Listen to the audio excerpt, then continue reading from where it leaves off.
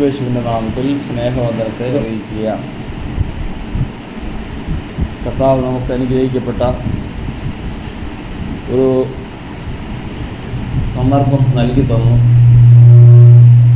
കുറച്ച് മതി കേൾക്കാം. അങ്ങനെ ഞങ്ങൾ 10 ദിവസം ഉപവാസ പ്രാർത്ഥനയ്ക്ക് ഇവിടെ വന്നിരിക്കണം എന്നുള്ളത് വലിയ ആഗ്രഹത്തോടെ കടന്നു വന്നു. അതിൽ സംബന്ധിച്ചുകൊണ്ടിരിക്കുന്നു. എല്ലാം അനുഗ്രഹമായി മുമ്പോട്ട് പോകുന്നു. എങ്കിലും ആത്മാവിൽ ശ്രദ്ധിക്കുന്നവർക്ക് ഒരു സുഗമമായ ഒരു ഒഴുക്ക് ഇല്ല എന്ന് തോന്നും. എന്തായിരുന്നാലും ഏത് നിലയിലായിരുന്നാലും ദൈവത്തിൽ ആശ്രയിച്ച് വരുന്നവർക്ക് നിരാശപ്പെട്ടു പോകേണ്ടി വരില്ല. അത് ധൈര്യമാണ്, അനുഭവമാണ്. അതുകൊണ്ട് അതിൽ നമുക്ക് പ്രയാസമില്ല. അനുഗ്രഹിക്കപ്പെട്ട സാക്ഷ്യങ്ങളും പ്രബോധനങ്ങളും എല്ലാം കേൾക്കാനിടയായിരുന്നു. ഇന്ന് ഒരു സാക്ഷ്യം ഇങ്ങനെ കേൾക്കാനിടയായി തീർന്നു. തൻ്റെ ഭക്തന്മാരുടെ ആഗ്രഹം അവൻ സാധിപ്പിക്കും. മനുഷ്യൻ്റെ ആഗ്രഹം ഹൃദയത്തിൽ ആഗ്രഹിച്ചാൽ അത് സാധിപ്പിക്കും. അത് ശരിയാണ്. ഒരു സ്വോത്രം പറഞ്ഞില്ല, എല്ലാവരും എല്ലാവരെയൊക്കെ പറഞ്ഞു. ഇന്ന് നമ്മുടെ ഹൃദയത്തിലുള്ള ആഗ്രഹം എല്ലാം കർത്താവ് തന്നിട്ടുണ്ടോ? തന്നിട്ടുണ്ടോ? ഇല്ല, എനിക്കത് തന്നിട്ടില്ല. ഒരുപാട് ആഗ്രഹങ്ങൾ എനിക്കുണ്ട്, പക്ഷെ അതൊന്നും തന്നതായിട്ട് എൻ്റെ അനുഭവമില്ല. അത് ഞാൻ വെറുതെ പറയും. വ്യവസ്ഥയും എന്താ വ്യവസ്ഥ? യഹോവയിൽ ആശ്രയിച്ച് നന്മ ചെയ്യുക. എന്ത് ചെയ്യണം? യഹോവയിൽ ആശ്രയിച്ച് നന്മ ചെയ്യണം. നന്മ ചെയ്യുമ്പോൾ മറ്റാരെന്ത് പറഞ്ഞോട്ടെ, മറ്റാരെങ്കിലും ദൂഷിച്ചോട്ടെ, പക്ഷെ ഞാൻ ആർക്ക് ചെയ്യുന്നു? എൻ്റെ ദൈവത്തിന് ചെയ്യുന്നു. മറ്റുള്ളവർ കാണാൻ വേണ്ടിയിട്ട് കർത്താവ് പറഞ്ഞതുപോലെ മറ്റുള്ളവരുടെ മുമ്പിൽ നിങ്ങൾ ധർമ്മം കൊടുക്കുമ്പോൾ, ഭിക്ഷ കൊടുക്കുമ്പോൾ കാഹളം ഊതിക്കരുത്. മറ്റുള്ളവർ കാണാൻ വേണ്ടിയിട്ട് അത് ചെയ്യാൻ പാടില്ല. അത് ചെയ്തു കഴിഞ്ഞാൽ പ്രസാദിപ്പിക്കുന്നത് ദൈവത്തെ, ആശ്രയിക്കുന്നത് ദൈവത്തെയല്ല, പിന്നെയോ അത് മറ്റുള്ളവരുടെ പ്രശംസയെ ആശ്രയിക്കും. യഹോവയിൽ ആശ്രയിച്ച്, സങ്കീർത്തനല്ലേ എല്ലാവരും, യഹോവയിൽ ആശ്രയിച്ച് നന്മ ചെയ്യുക. രണ്ടാമത്തത് ദേശത്ത് പാർത്ത് വിശ്വസിയാചരിക്കുക. അതാണ് ഏറ്റവും. ദേശത്ത് പാർത്ത് വിശ്വസിയാചരിക്കുക എന്ന് പറഞ്ഞു കഴിഞ്ഞാൽ അനേകർ ദേശത്ത് പാർത്ത് ദേശത്തോട് വിശ്വസത്തെ ആചരിക്കും. കാരണം ജാതികളുടെ ഇടയിൽ ഒരു ചൊല്ലുണ്ട്, ചേര തിന്നുന്ന നാട്ടിൽ ചെന്നാൽ തിന്നോളണം. അതേത് വിശ്വസതയാണ്? ദേശത്ത് പാർത്ത് ദേശത്തോട് വിശ്വസത. പക്ഷെ നമ്മളോട് പറഞ്ഞിരിക്കുന്നത് അങ്ങനെയല്ല. ദേശത്ത് പാർത്ത് ദൈവത്തോട് വിശ്വസയായി. അപ്പം ദേശത്ത് ഒരു സ്ഥലത്ത് ചെല്ലുമ്പോഴത്തേക്കും അയ്യോ ഇവിടെ ഇങ്ങനെ പാടില്ല, ഇവിടെ നിങ്ങൾക്ക് നഷ്ടമൊന്നുമില്ലല്ലോ. വൈകുന്നേരം 6 മണിയാകുമ്പോൾ അതങ്ങ് പോകുമ്പോൾ ഒരു മെഴുകുതിരി നിങ്ങളുടെ മുമ്പിലും കത്തിച്ച് വെച്ചാൽ മതി. കാരണം അത് ഇവിടുത്തെ ചടങ്ങാണ്. അതില്ലാതെ നടക്കില്ല. നിങ്ങളിവിടെ താമസിക്കാൻ വന്നിട്ട് നിങ്ങൾ വേറൊരു അത് നടക്കില്ല. നിന്ന് പോകണമെങ്കിൽ അത് വേണം. പലരും അതങ്ങോട്ട് ചെയ്തു പോകും. ആരോട് വിശ്വസിച്ച് ആചരിച്ച്? ദേശത്ത് പാർത്ത് ദേശത്തോട് വിശ്വസിച്ചാൽ. കാരണം ഏത് ദേശത്തിനും ഒരു അധികാരിയുണ്ട്. അവിടെ ചെന്ന് കഴിഞ്ഞാൽ അവൻ്റെ സ്വഭാവം കാണിക്കാനായിട്ട് പ്രേരിപ്പിക്കും. അതിൽ വഴങ്ങാതെ നിൽക്കുക എന്ന് പറയുന്നത് ഭക്തനെ സാധിക്കൂ. ഇല്ലെങ്കിൽ എല്ലാം ഞങ്ങൾ പൂനെയിലായിരിക്കുമ്പോൾ ഒരു മനുഷ്യൻ എന്ത് ചെയ്തെന്നറിയാം, സമുദായം പറഞ്ഞു കഴിഞ്ഞാൽ ഞാനും പറഞ്ഞു, ഒരു സമുദായക്കാരനാണ്. അവിടെ ഈ വിഗ്രഹത്തിന് മുമ്പ് തുള്ളിപ്പോകുന്ന ഒരു സംഭവമുണ്ട്.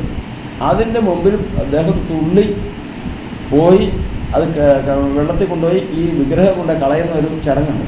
അതിൽ പോയി ആ പ്രവൃത്തി മുഴുവൻ ചെയ്തു. ആ ദേശത്തെ നമ്മൾ ദേശത്ത് താമസിക്കുമ്പോൾ അതിന് ന്യായമുണ്ട്. നമ്മൾ ദേശത്ത് താമസിക്കുമ്പോൾ അവരോട് ചേർന്നാലേ അവരെ നേടാൻ പറ്റുള്ളൂ. കേട്ടോ? അപ്പോൾ ആര് തെറ്റുകാരായി?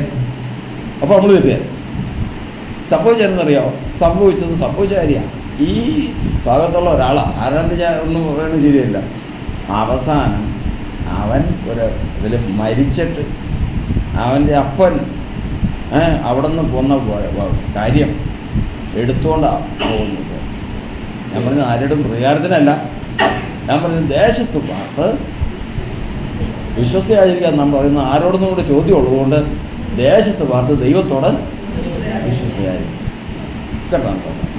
കാരണം ഏത് ദേശത്ത് ചെന്നാലും ആ ദേശത്തിന് ഒരു സ്വഭാവമുണ്ട്, നമ്മൾ പഠിച്ചിട്ടുണ്ട് കേട്ടാണ്. സാധനം ഒരു ആരാധനയ്ക്ക് ഒരു സ്ഥലത്തേക്ക് പോകുന്നവർ അവർ കെട്ടി പോകുമ്പോഴത്തേക്കും ആ കെട്ടിൻ്റെ ഉള്ളിൽ കുപ്പി വെച്ചോണ്ട് പോകും, മദ്യക്കുപ്പി. കാരണം അവിടെ ഇരിക്കുന്ന ആൾക്ക് അത് പ്രശ്നമല്ല, കാരണം അവിടെ ഇരിക്കുന്ന ആളതാ മദ്യമാണ്. പക്ഷെ അദ്ദേഹത്തിനൊരു പ്രശ്നമുള്ളത് മറ്റേ സ്ത്രീ വിഷയം എന്ന് പറഞ്ഞാൽ അതുകൊണ്ട് തെക്ക് വടക്ക് ഒരാളിരിപ്പുണ്ട്, അതും ഞങ്ങൾക്ക് തൃശ്ശൂരിൽ നിന്ന് വെച്ചോ. അവിടെ പോകുന്നവർക്ക് എന്നറിയാം, മദ്യം തൊട്ടാ കഴിഞ്ഞാൽ പിന്നെ പുള്ളി വെച്ചേക്കൂല്ലോ. മറ്റേ ഇപ്പം നമ്മൾ പറഞ്ഞ വിഷയമുണ്ടല്ലോ, നമ്മൾ വടക്ക് പോയി കഴിഞ്ഞാൽ കണ്ണൂർ ഭാഗത്തേക്ക് പോയി കഴിഞ്ഞാൽ ഒരു സ്ഥലത്ത് ചെന്ന് അവിടെ ചെന്നാലുള്ള വിഷയം എന്നറിയാം, ചെല്ലുമ്പോഴേ തന്നെ പയറും കഞ്ഞിയും അത് വേണ്ട പോയി, വേറെ ഒന്നുമല്ല അവിടുത്തെ. അപ്പോൾ ഓരോരുത്തർക്കും ഓരോ സ്വഭാവമുണ്ട് ഒരു ദേശത്ത്. അപ്പോൾ നമ്മൾ പറഞ്ഞിട്ടുണ്ട് ഇതൊക്കെ ഉണ്ട്, ഒരു ദേശത്തിന് ഒരു അധികാരിയുണ്ട്, അവിടെ ഒരു ആരാധനയുണ്ട്, അവിടെ ദൈവത്തിനൊരു നാമമുണ്ട്, അവിടെ ഒരു ഉത്സവമുണ്ട്, ആ ഉത്സവത്തിനൊരു വഴിപാടുണ്ട്. 5 കാര്യങ്ങൾ ഓർത്തോളണം. ഈ 5 കാര്യങ്ങൾ നമ്മൾ ഏത് ദേശത്ത് പോയാലും ഓർത്തോളണം. അതിന് നമ്മൾ ഇടപെടാൻ പാടില്ല. കർത്താവ് ഇവരാണ് ആര്?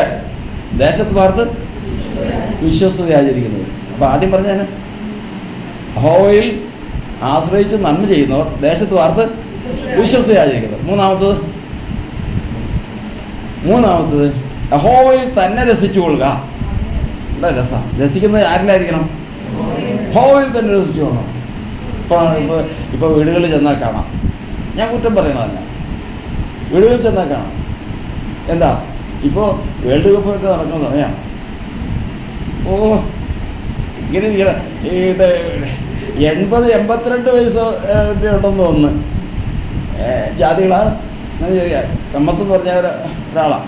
ആ അദ്ദേഹത്തിൻ്റെ അമ്മ അയക്കുമ്പോഴത്തേക്കും ചുമ്മാ നിൽക്കാതെ അടിയിടാന്ന് പറഞ്ഞ് കാലങ്ങ് പൊക്കി ഒരു വീശി രസം പിടിച്ചങ്ങോട്ടൊക്കെ ഇരിക്കുക.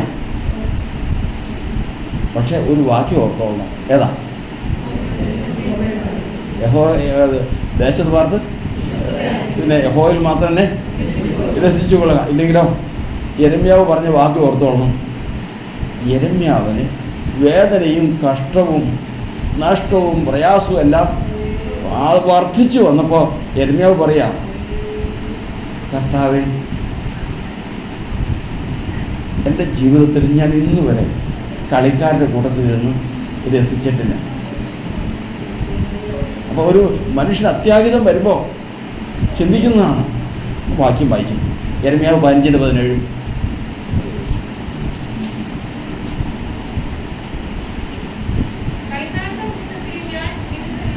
കളിക്കാരുടെ കൂട്ടത്തിൽ ഞാൻ ഇരുന്നിട്ടില്ല,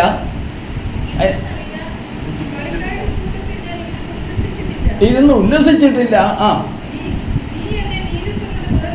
നീ എന്നെ നീരസം കൊണ്ട് നിറച്ചിരിക്കുന്നു.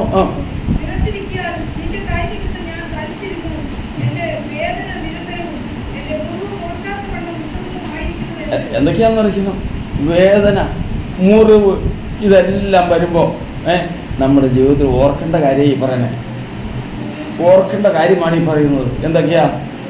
വേദനയും മുറിവുമായിട്ട് ഇരുന്ന് യെരമ്യാവ് ശ്രദ്ധിക്കുക. അതൊക്കെ കേട്ടില്ലേ? ഇനി അത് കുറിച്ച് വെച്ചോളണം, അത് പിന്നീട് വീട്ടിൽ പോയി വായിക്കണം. ഇനി പറയുമ്പോഴത്തേക്കും ഇത് ആദ്യം കേൾക്കണമെന്ന് ഇരിക്കരുത്. അപ്പോൾ അവിടെ എഴുതിയിരിക്കുന്നത് ഇങ്ങനെ വേദനയും മുറിവും കഷ്ടവും നഷ്ടവുമായിട്ട് യെരമ്യാവ് ഇരുന്ന് നിലവിളിക്കുമ്പോൾ പുറകോട്ട് നോക്കുക. കർത്താവേ, ഇങ്ങനെ എനിക്ക് സംഭവിക്കാനായിട്ട് ഞാൻ കളിക്കാരുടെ കൂട്ടത്തിലിരുന്ന് ഉല്ലസിച്ചിട്ടില്ല. കാണും, പ്രത്യേകിച്ച് പിള്ളേർ കാണാതിരിക്കാൻ പറ്റുമോ? കാരണം അവർ ലോകത്തിൻ്റെ ആദ്യ പാഠങ്ങളില്ല.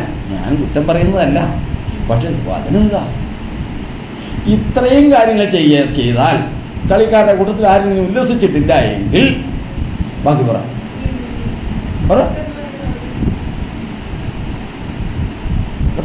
വാചകം വായിച്ചു.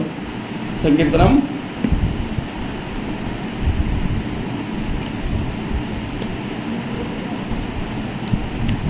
3 പുതിയ നിയമത്തിൽ നോക്കല്ലേ, 37:3.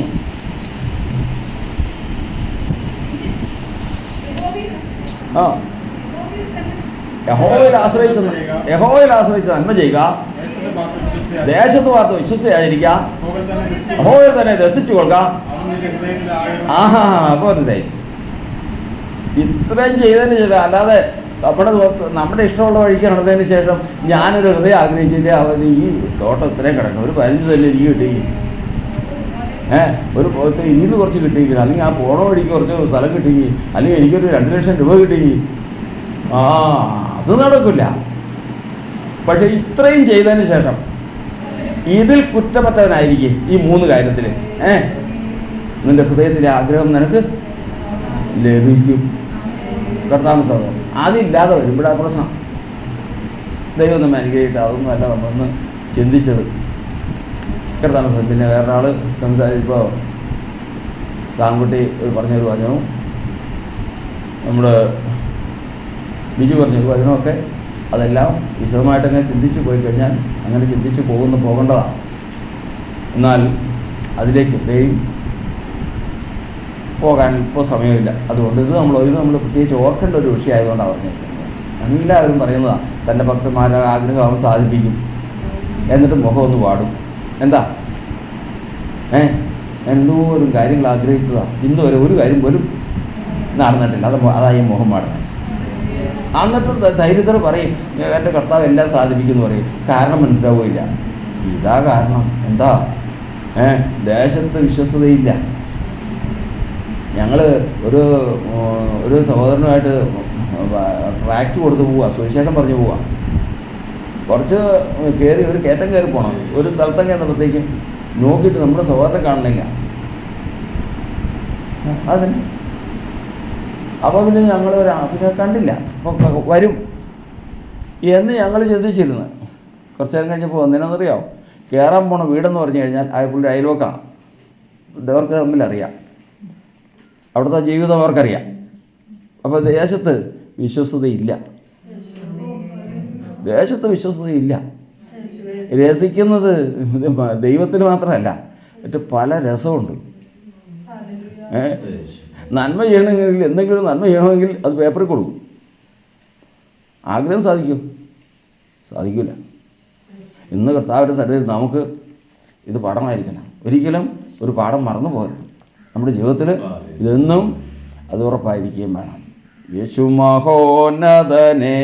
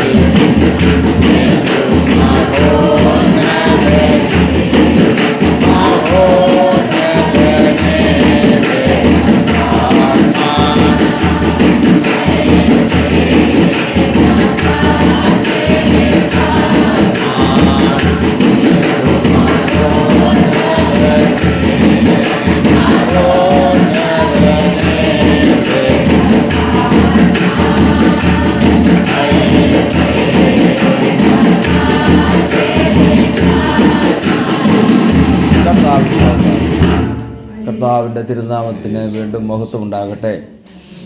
നമ്മളിന്ന് ആരാധനയ്ക്കായിട്ട് കടന്നു വന്നിരിക്കുകയാണല്ലോ. ആരാധനയിൽ ദൈവം പ്രസാദിക്കണം. ദൈവത്തിൻ്റെ വചനം പറയുന്നത്, ഒരു മനുഷ്യനെ ദൈവം വിളിച്ചത് എന്തിനു വേണ്ടിയിട്ടാണ്? എന്നെ ആരാധിപ്പാൻ എൻ്റെ ജനത്തെ വിട്ടയക്കാം. ദൈവത്തെ ആരാധിപ്പാൻ വേണ്ടിയിട്ടാണ് ദൈവം വിളിച്ചത്. അതുകൊണ്ട് ആരാധനയെ നമ്മൾ അങ്ങേയറ്റം മാനിക്കണം, ഭയപ്പെടണം. അവിടെ ദൈവത്തിൻ്റെ പ്രവൃത്തിയുണ്ട്.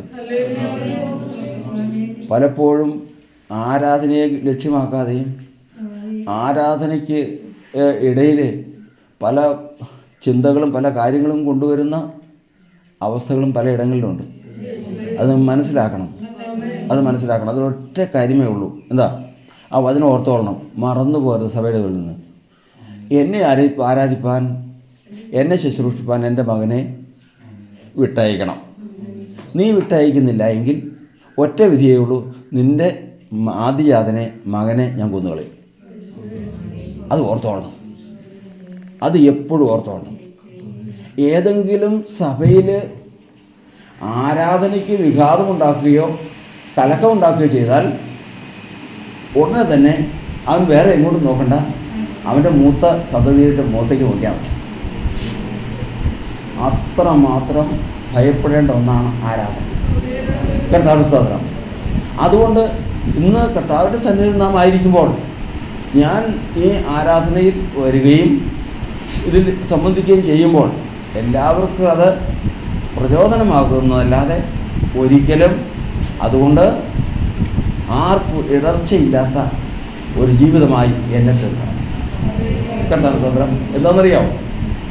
വിളിച്ചത് തന്നെ ഇതിനു വേണ്ടിയിട്ടാണ്.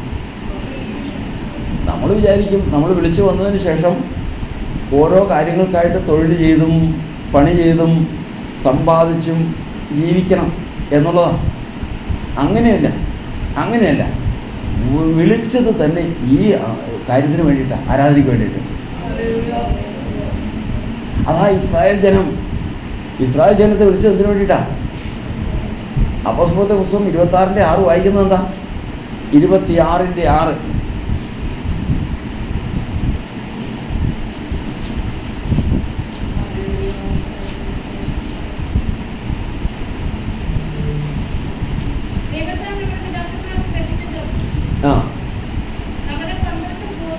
നമ്മുടെ 12 ഗോത്രങ്ങൾ, ഈ 12 ഗോത്രങ്ങൾ ഇസ്രായേൽ ഗോത്രങ്ങൾ 12ഉം രാപ്പകൽ എങ്ങനെ ശ്രദ്ധയോടെ ആരാധിച്ചും കൊണ്ട് എത്തിപ്പിടിപ്പാൻ ശ്രമിച്ചാൽ അക്തുള്ള പ്രത്യാശ ഹേതുവായിട്ടാകുന്നു ഞാൻ വിസ്താരത്തിലായിരിക്കുന്നത്. അപ്പോൾ ഇസ്രായേൽ ജനം കർത്താവിനാൽ വിളിക്കപ്പെട്ടപ്പോൾ അവർ വന്ന് കർത്താവ് പറഞ്ഞ വാഗ്ദത്തം പ്രാപിക്കാൻ കനാൻ ദേശത്ത് എത്തി ആ നന്മ അനുഭവിക്കണമെങ്കിൽ അവർ ആരാധിക്കണം. ആരാധിച്ച് അതിന്മേൽ വിടുതൽ പ്രാപിക്കണം. ഇന്ന് പുതിയ നിയമത്തിൽ അന്ന് അവർക്ക് കനാൻ ദേശം കിട്ടി. നമുക്കെന്ത് കിട്ടും? ഇന്ന് പുതിയ സഭയ്ക്ക് എന്താണ് കിട്ടുന്നത്? നമ്മൾ സ്വർഗീയ സിയോനിൽ അവകാശം പ്രാപിക്കും. ഇതാണ് ദൈവത്തിൻ്റെ വചനം. അപ്പോൾ ഈ ആരാധന കൊണ്ട് സാധിക്കുന്നത് എന്താ? എന്തിനാ കർത്താവ് ഇത് പറഞ്ഞത്? ഒരു കാര്യം നമ്മൾ ചിന്തിച്ചോളണം.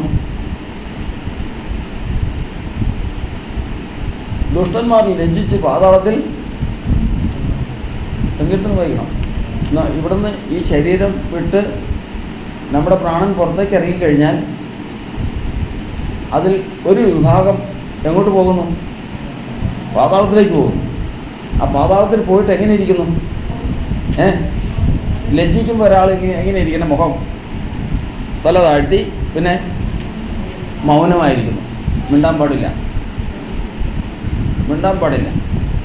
അതൊക്കെ അനേകത അനുഭവം വരുമ്പോഴാണ് വചനവുമായിട്ടുള്ള ബന്ധം നമുക്കറിയാൻ പറ്റുള്ളൂ. വേദവസ്തു എന്താണെന്നുള്ളത് അറിയണമെങ്കിൽ ഇങ്ങനെ ബന്ധം വരണം. കഴിഞ്ഞ ദിവസം നമ്മുടെ ഒരു സഹോദരൻ്റെ അമ്മ എന്നെ വിളിച്ചു, ഇന്നും വിളിച്ചിട്ടുണ്ട്, ഒരു കാര്യങ്ങൾ പരാതി പറയാനായിട്ട്. അവരുടെ ജീവിതത്തെക്കുറിച്ച് അവർ പറയണം അവരുടെ ഭർത്താവ് മരിച്ചുപോയി. ഇവരിപ്പോൾ വിശ്വാസത്തിലേക്ക് വന്നുകൊണ്ടിരിക്കുക. ഇവർ കിടക്കുമ്പോൾ ഇവരുടെ കൂടെ വന്ന് ഈ മരിച്ചുപോയ ഭർത്താവ് കിടക്കുക. എന്നിട്ട് പറയുന്നത്, എടി ഞാൻ ഒരു ഗതിയില്ലാതെ നടക്കുക, നീ വന്നം, നമുക്ക് ഒരുമിച്ച് പോകണം, നമ്മൾ ഒരുമിച്ച് ജീവിച്ചവരല്ലേ. ഒരു വ്യക്തി മറ്റൊരു വ്യക്തിയോട് പറയുന്ന പോലെ ഈ ആൾ പറയുക, ഞാൻ എന്ത് ചെയ്യണം എന്നുള്ളത് അവർ വിളിച്ച് ചോദിച്ചുകൊണ്ടിരിക്കുക. അപ്പോൾ ഇതിനെക്കുറിച്ച് നമ്മൾ ഏറ്റവും ശ്രദ്ധയോടെ ഗ്രഹിച്ച് അതിനെക്കുറിച്ച് നമ്മൾ അറിവുള്ളവരായിരിക്കണമെന്നാണ് പറഞ്ഞതിനർത്ഥം.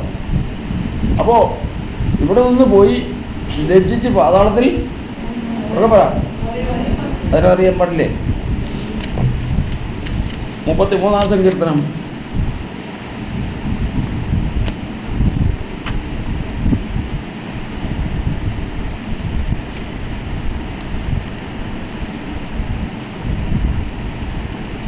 സോറി 31:17.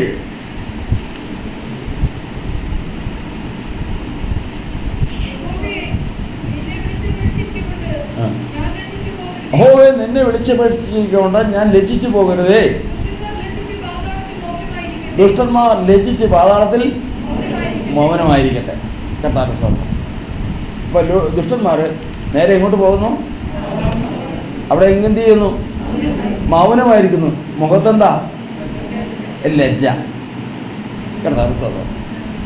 മുഖത്തിൽ ലജ്ജയാണ്. ഇങ്ങനെ പോകുന്ന ആ ആത്മാക്കൾ ആരൊക്കെയാണ്? ഈ ലോകത്തിലുള്ള സകല മനുഷ്യരും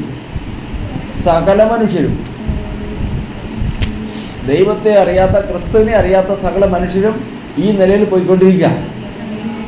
ഓർക്കണം, ഈ സമയത്താണ് ഉടയവൻ നമ്മെ വിളിച്ചത്. ഈ സമയത്താണ് ഉടയവൻ നമ്മെ വിളിച്ചത്. എന്തിനു വേണ്ടിയിട്ട്? ഇപ്പൊ പറഞ്ഞത്, എന്നെ ആരാധിപ്പാൻ എന്നെ ജനത്തെ വിട്ടയക്കും.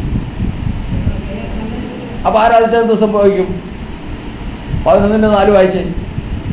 എബ്രായർ 11:4.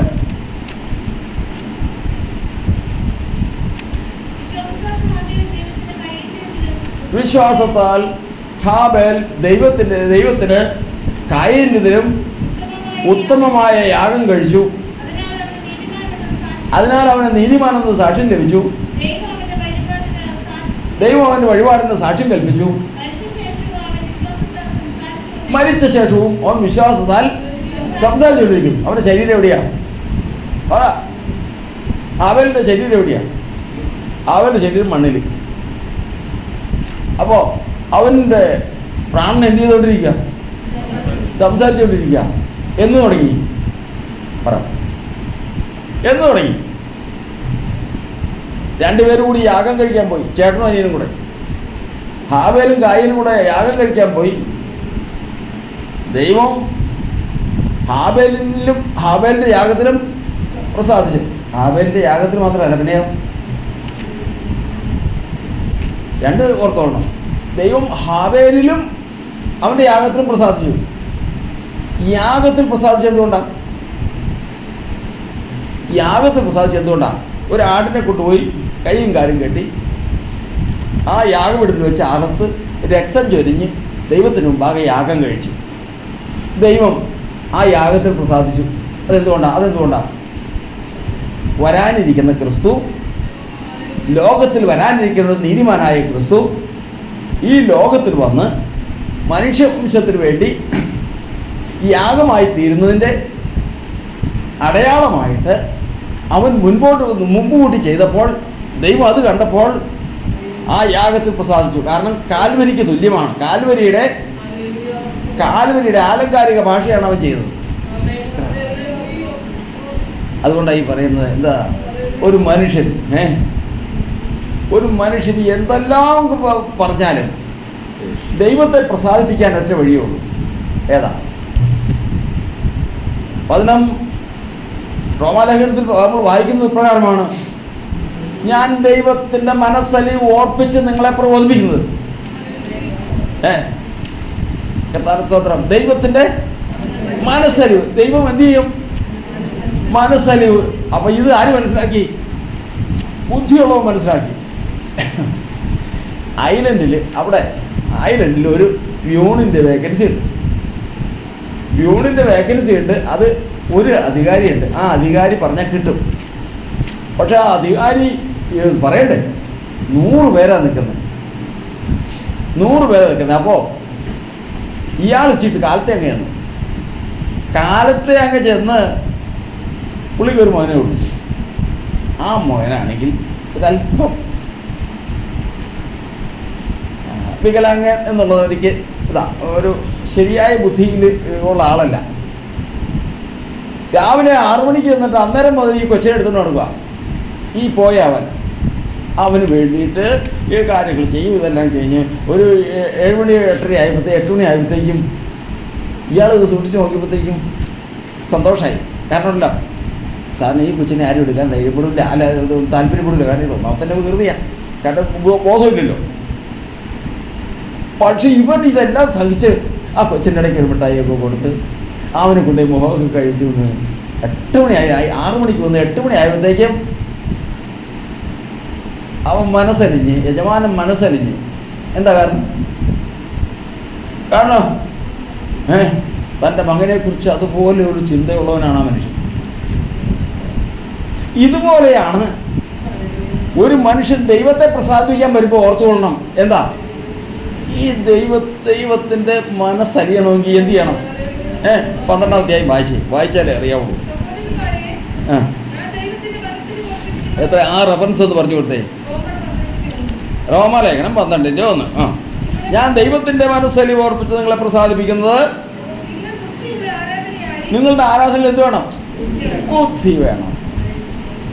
വെറുതെ ചെയ്ത് നിങ്ങൾ 100 കണക്കിന് ഇപ്പം ഞാൻ ആദ്യം പറഞ്ഞതുപോലെ ആ ഉദാഹരണത്തിൽ അയാൾക്ക് 10 വാഴക്കൊലയും അയാൾക്ക് കുറേ പൈസയും അയാൾക്ക് കുറേ എന്തെല്ലാം കെട്ടിച്ചെന്നോൺ മൈൻഡ് ചെയ്യില്ല. കാരണം ഇതിനേക്കാൾ അപ്പുറം അയാളുടെ ഉണ്ട്.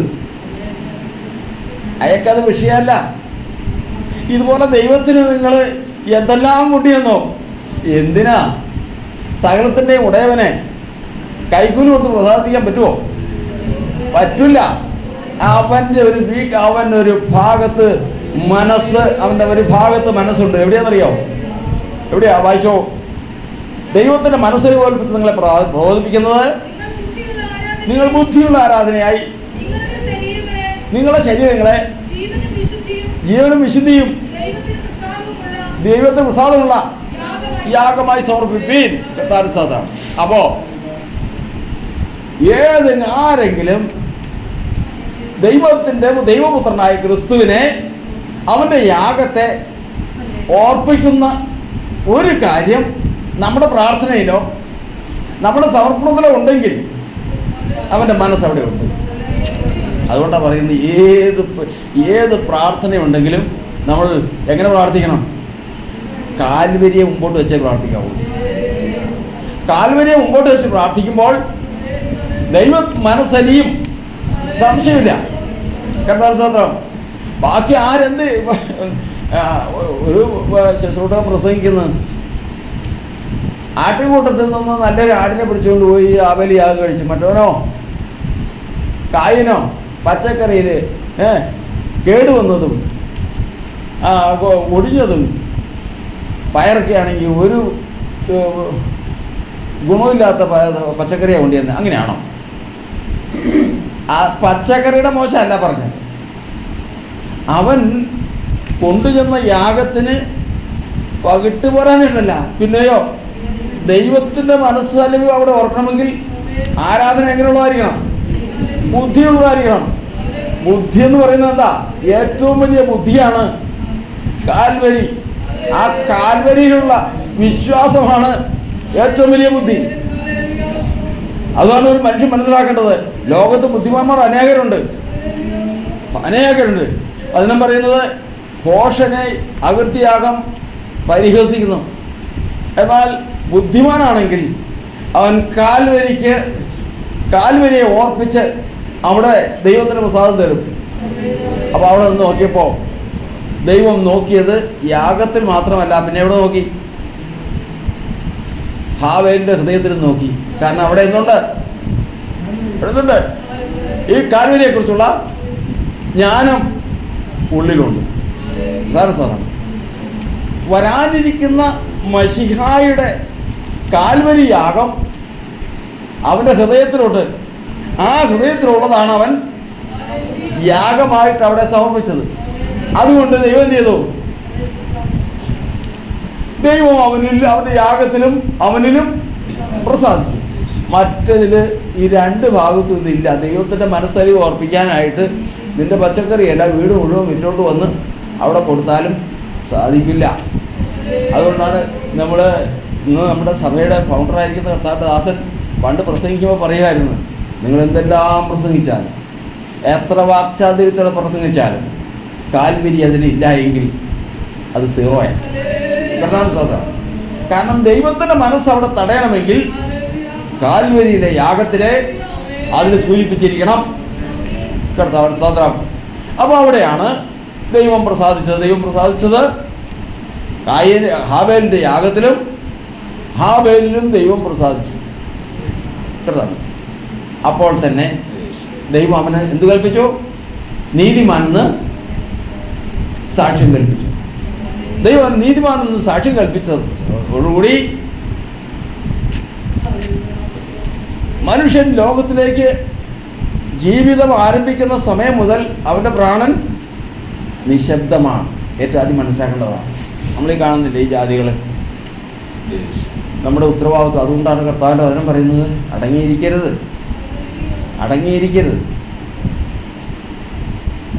ഈ ജാതികൾ എല്ലാം പോകുന്നത് ആ നിലയിലേക്കാണ്. ഈ ശരീരം വിട്ട് ആത്മാവ് പുറത്തേക്ക് ഇറങ്ങിക്കഴിഞ്ഞാൽ ആദ്യം പറഞ്ഞു തന്നെ സംഭവിക്കും. എങ്ങനെയാണ്? ലജ്ജിച്ച് പാതാളത്തിൽ മൗനമായിരിക്കും. സംസാരിപ്പാൻ കഴിയില്ല. പിന്നെ ലജ്ജയായിരിക്കും മുഖത്ത്. പാതാളത്തിലേക്കായിരിക്കും. സംസാരിപ്പാനുള്ള ശേഷിയില്ല. ഇങ്ങനെ ഉള്ള ഒരവസ്ഥയിലേക്ക് പോകുന്നത് കൊണ്ടാണ് വചനം പറയുന്നത്, നിങ്ങൾ അടങ്ങിയിരിക്കരുത്, സകല സൃഷ്ടിയോടും നിങ്ങൾ സുവിശേഷം അറിയിക്കണം, ഇല്ലെങ്കിൽ നാളെ തെറ്റുകാരാ. വചനം പറയുന്നത്, സുവിശേഷം അറിയിക്കുന്നില്ല എങ്കിൽ എനിക്ക് അയ്യോ കഷ്ടം, നിർബന്ധം എൻ്റെ മേൽ കിടക്കുന്നു. നമ്മളുടെ ജീവിതത്തിൽ നമ്മളിപ്പോൾ ചിന്തിക്കും, ഞാൻ എവിടെ പോയി സുവിശേഷം പറയാനോ, ആര് കേൾക്കാനാ? അങ്ങനെയല്ല. വചനം പറയുന്നത് എന്തറിയാം? ഇപ്പോൾ പറഞ്ഞത് ന്യായ.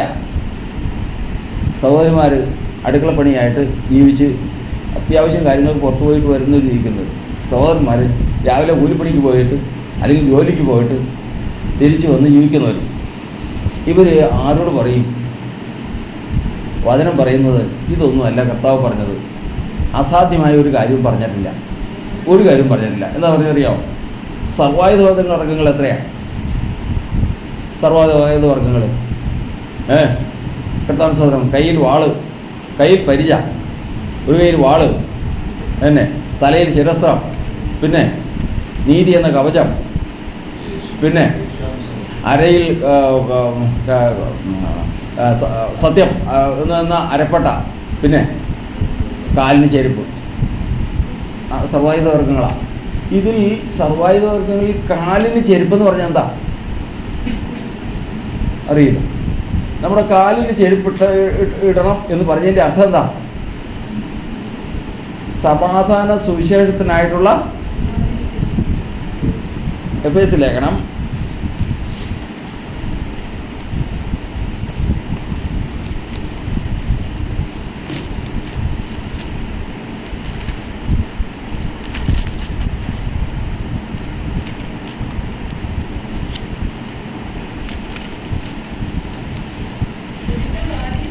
എത്രാമത്തെ?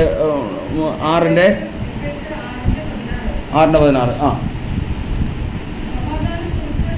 സമാധാന സുവിശേഷത്തിനായിട്ടുള്ള ഒരുക്കം കാലിന് ചെരുപ്പാക്കി.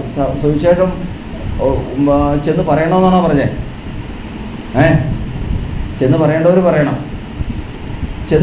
പറയണം. അതിനായിട്ട് ഇറങ്ങി തിരിച്ചവർ, അതിനായിട്ട് സമർപ്പിച്ചവർ പറയണം.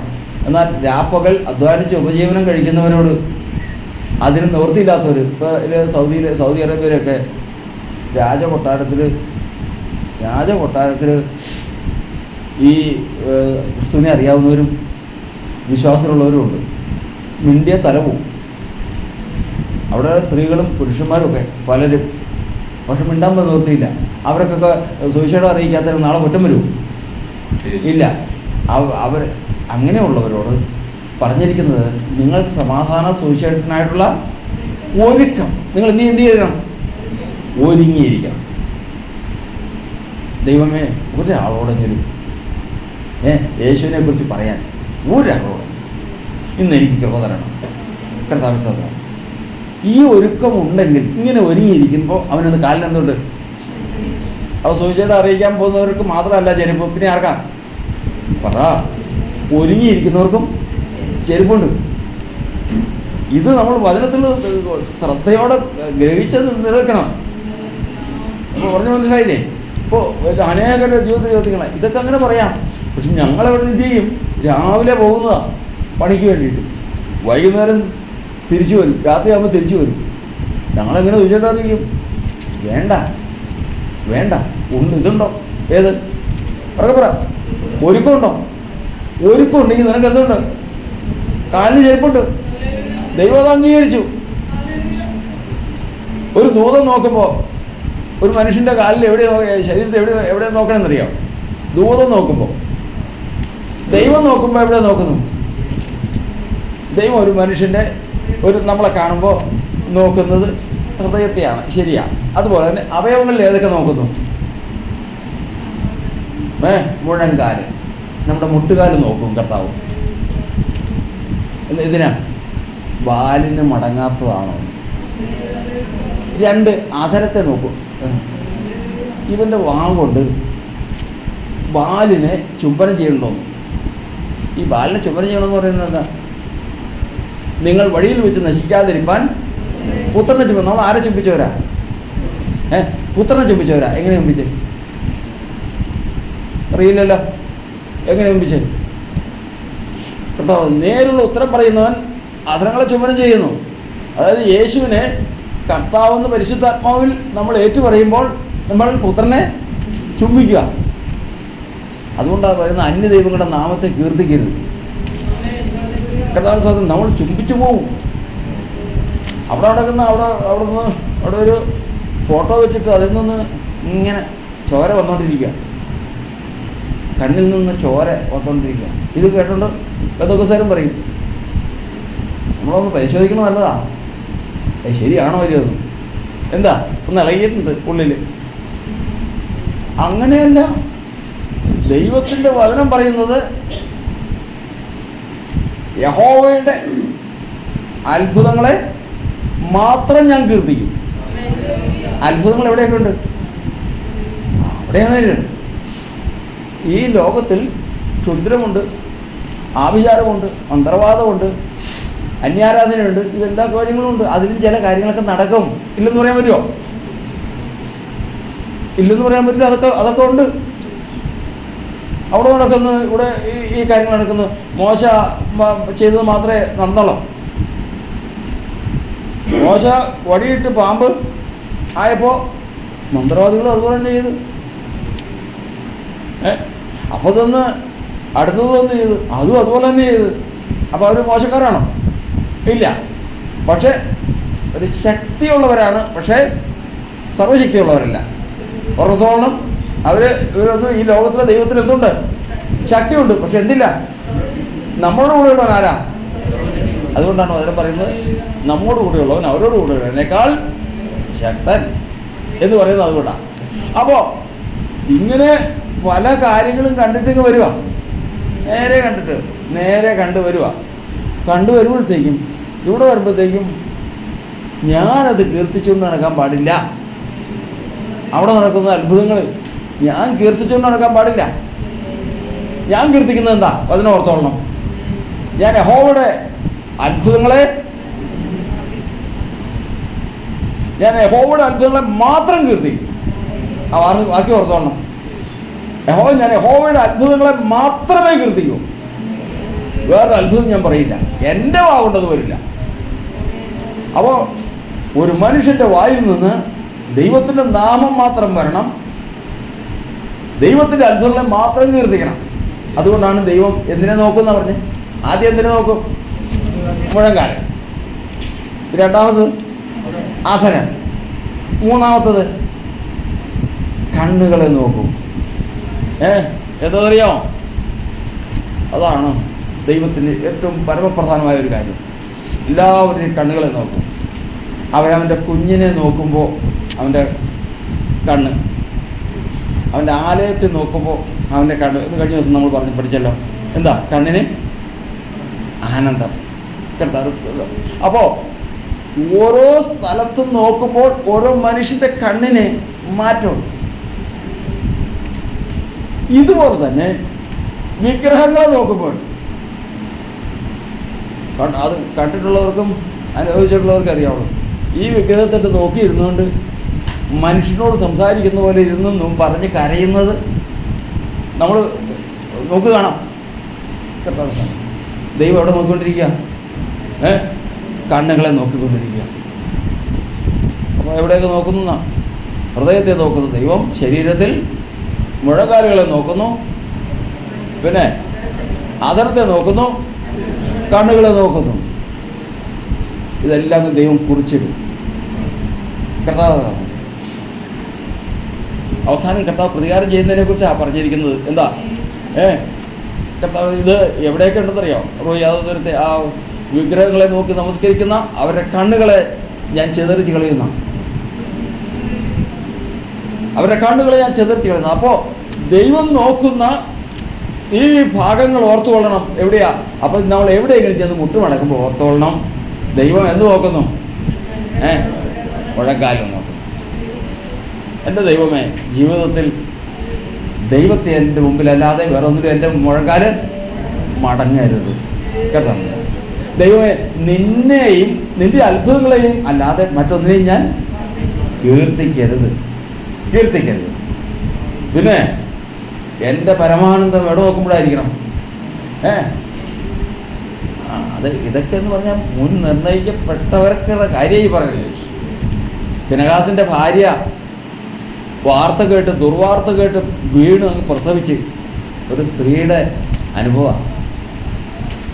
വീണ് അങ്ങ് പ്രസവിച്ച് കുഞ്ഞ് കിടക്കുക. ഏത് സ്ത്രീയും പ്രസവം കഴിഞ്ഞതിന് ശേഷം നേഴ്സുമാരാണെങ്കിലും ഇവരാണെങ്കിലും സൂതികർമ്മിണിയാണെങ്കിലും ഏറ്റവും ആദ്യമേ കുഞ്ഞിനെ എടുത്തു കൊണ്ടുവന്ന് ഈ മാതാവിനെ കാണിക്കുക. കാരണം അവളുടെ ദുഃഖം തീരുന്നത് അപ്പോഴാണ്. അവൾ ആ അനുഭവിച്ച വേദന മുഴുവൻ തീരുന്നത് താൻ പ്രസവിച്ച ആ കുഞ്ഞിനെ കാണുമ്പോഴാണ്. അത് നമ്മൾ ഇതിൽ യൂട്യൂബിലൊക്കെ കാണാം. അന്നേരം അവരൊക്കെ ശാന്തമായി. കാരണം അത്രമാത്രം വേദനയാണ്. അത് ദൈവത്തിൻ്റെ വചനം പറയുന്നത് പോലെ തന്നെ ഞാൻ നിൻ്റെ ഗർഭവും കഷ്ടവും ഏറ്റവും വർദ്ധിപ്പിക്കുമെന്ന് പറഞ്ഞതുപോലെ തന്നെ അങ്ങനെ വന്ന് കണ്ടു കഴിയുമ്പോൾ വരും. ഫിനെഹാസിൻ്റെ ഭാര്യ പ്രസവിച്ച് കിടക്കുമ്പോൾ കേട്ട വാർത്ത എന്നാണെന്നറിയാമോ? പെട്ടകം പിടിക്കപ്പെട്ടു പോയിരുന്നു. കേട്ടതാണ്. അപ്പോൾ സൂതികർമ്മിണി അവളോട് പറഞ്ഞ്, പേടിക്കണ്ട, നീ വിഷമിക്കണ്ട, ഒരു ആൺകുട്ടിയാണ് നീ പ്രസവിച്ചിരിക്കുന്നത്. അവൾ പറഞ്ഞു എന്നാന്നറിയോ? അതൊക്കെ ശരി, ഇസ്രായേലിൽ നിന്ന് മഹത്വം പോയല്ലോ. എന്ത് പോയി? മഹത്വം എവിടെ നിൽക്കുന്നത്? പെട്ടകത്തിലാണ്. ആ പെട്ടകം പോയല്ലോ. അവളത് ശ്രദ്ധിച്ചതുമില്ല. അവളത് ശ്രദ്ധിച്ചില്ല. ആ വാക്യം ഒന്ന് വായിക്കേ. ആ വാക്യം വായിക്കുമ്പോൾ അതിൻ്റെ ഗൗരവം നമുക്ക് മനസ്സിലാവും. ശമൂവേലിൻ്റെ പുസ്തകം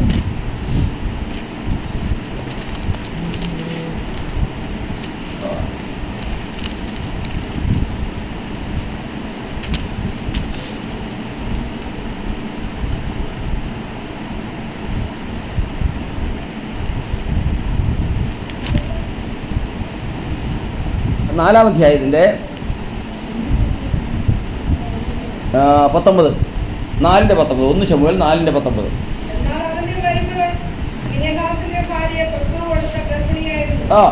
ഫിനെഹാസിന്റെ ഭാര്യ പ്രസവം എടുത്ത ഗർഭിണിയായിരുന്നു. ദൈവത്തിന്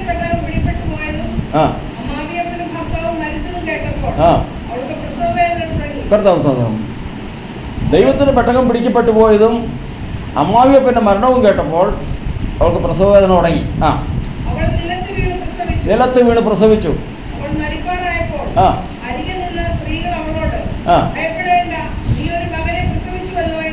ഭയപ്പെടേണ്ട, നീ ഒരു മകനെ പ്രസവിച്ചിട്ടുണ്ട് എന്ന് പറഞ്ഞു. അവൾ ഉത്തരം പറഞ്ഞില്ല. ശ്രദ്ധിച്ചു, 2 വാക്യങ്ങൾ ഓർക്കണം. നീ ഒരു ആൺകുട്ടിയെ പ്രസവിച്ചെന്നുള്ളത് വാക്കിന് എന്ത് ചെയ്തില്ല. 2 കാര്യം മന്നത് എപ്പോഴും ഓർത്തോളണം. ഉത്തരം പറഞ്ഞില്ല, ശ്രദ്ധിച്ചതുമില്ല. പിന്നെ പോയതുകൊണ്ട്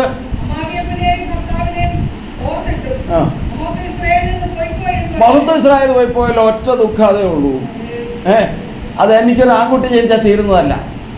ആർക്ക് കഴിയും? ദൈവം എവിടെ നോക്കുന്നു? പറഞ്ഞേ, ദൈവം എവിടെ നോക്കുന്നു? പെട്ടെന്ന് പോയുള്ള സുഖത്തിൽ അവളിത് ഉത്തരം പറഞ്ഞില്ല, ശ്രദ്ധിച്ചതുമില്ല. ദൈവം എവിടെ നോക്കുന്നു? കണ്ണുകളെ നോക്കുന്നു. കാരണം അവൾ അതിനെ ആഗ്രഹിക്കുന്നില്ല. ആർക്ക് കഴിയും? ഇതാണ് പറയുന്നത്, അത്യപൂർവമായ ഒരു കൂട്ടം ഈ ലോകത്തുണ്ട്.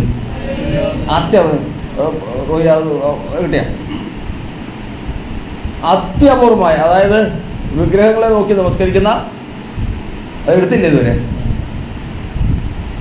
ആ വിഗ്രഹങ്ങളെ നോക്കി നമസ്കരിക്കുന്ന അവരുടെ കണ്ണുകൾ, അതായത് ഈ കണ്ണുകളെ ദൈവം സദാ നോക്കിക്കൊണ്ടിരിക്കുക. അപ്പൊ ഏതൊക്കെ നോക്കണം? നമ്മൾ പോകുമ്പോൾ ശ്രദ്ധിക്കേണ്ടതാ. എവിടേക്കാ? മുഴങ്കാലുകളെ നോക്കും, ആധാരങ്ങളെ നോക്കും, കണ്ണുകളെ നോക്കും.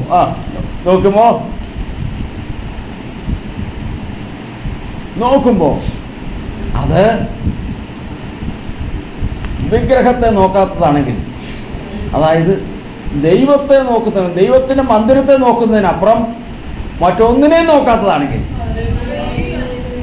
ദൈവത്തിന് അത്ര പവിത്രമാണ്.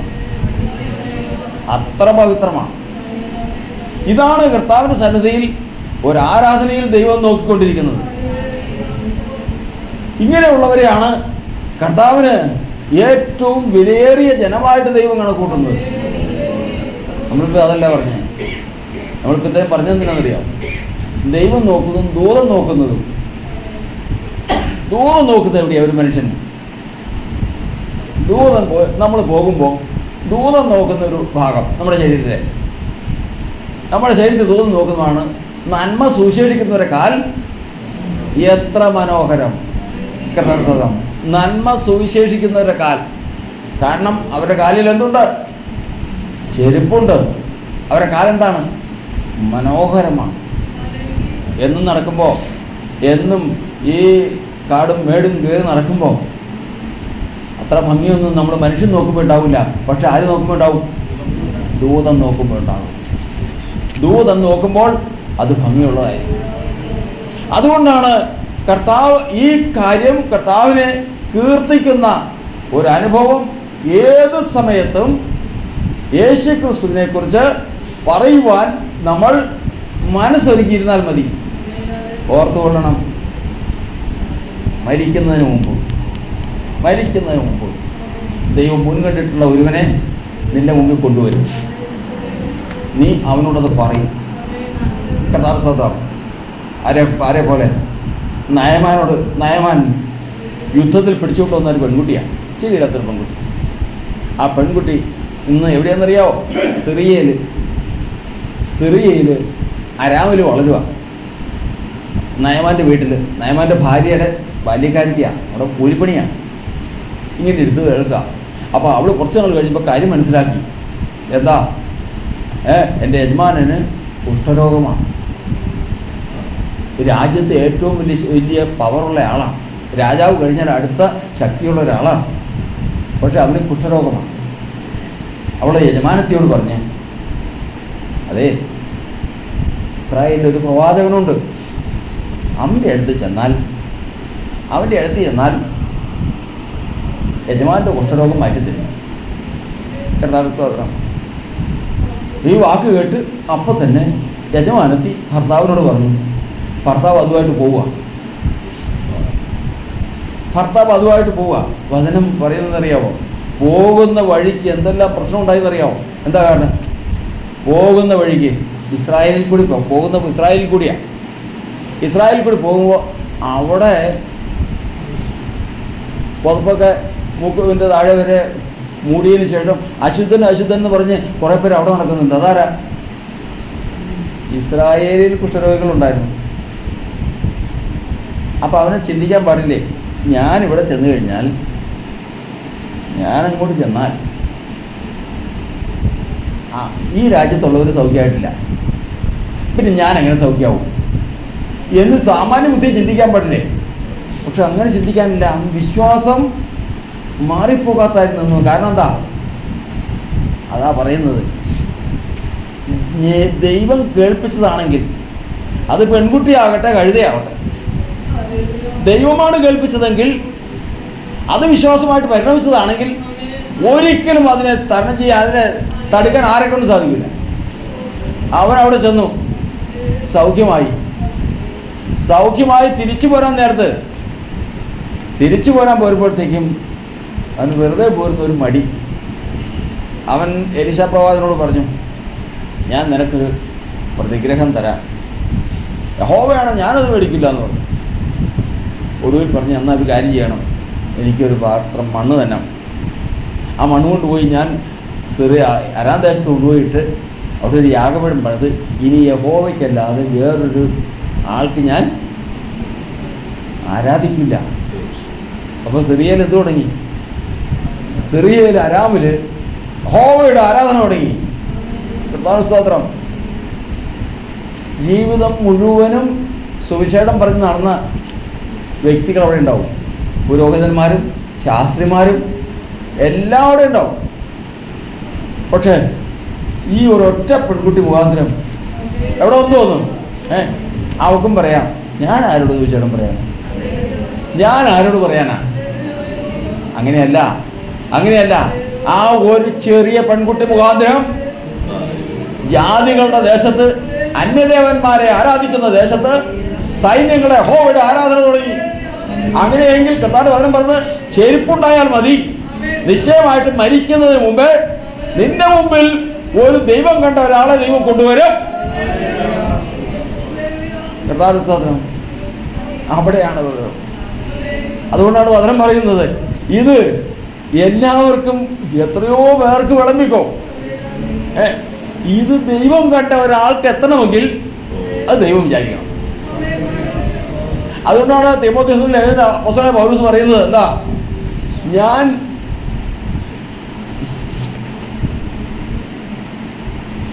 തീമോഥെയോസിന്റെ ലേഖനം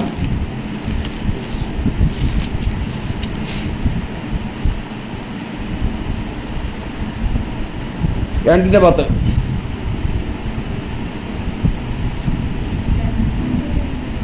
രണ്ട് തിമോത്തി.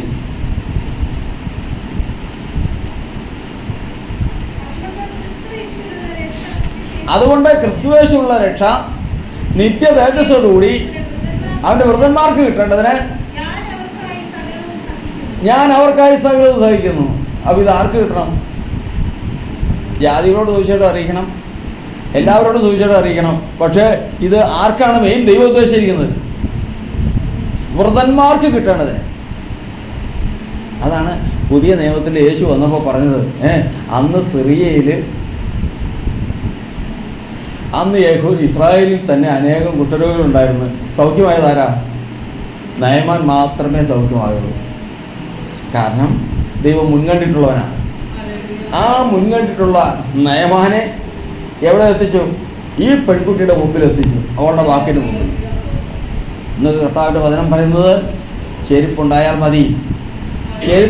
മതി, വൃദ്ധൻ അടുത്ത് വരും. ജീവിതത്തിൽ സുവിശേഷത്താൽ രക്ഷിക്കപ്പെട്ട ഒരുവൻ നിന്റെ അടുക്കൽ വരും. പ്രധാന സഹോദരൻ, ആരും തന്നെ കുറിച്ച് പരാതി പറയണ്ട. എനിക്ക് കഴിവില്ല, എനിക്ക് സാഹചര്യമില്ല, ഇതൊന്നും പറയണ്ട. പോർക്കളത്തിൽ നാം ഒരു Oh,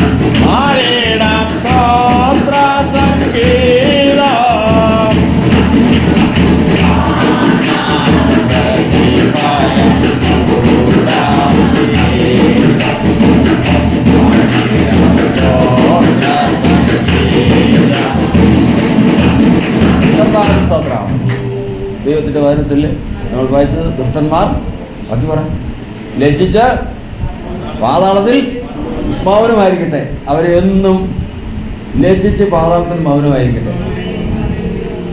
സകല മാനവരാശി, ദൈവത്തെ അറിയാത്ത സൈന്യങ്ങളെ ദൈവത്തെ അറിയാത്ത സകല മാനവരാശി പാതാളത്തിൽ മൗനമായിരിക്കട്ടെ.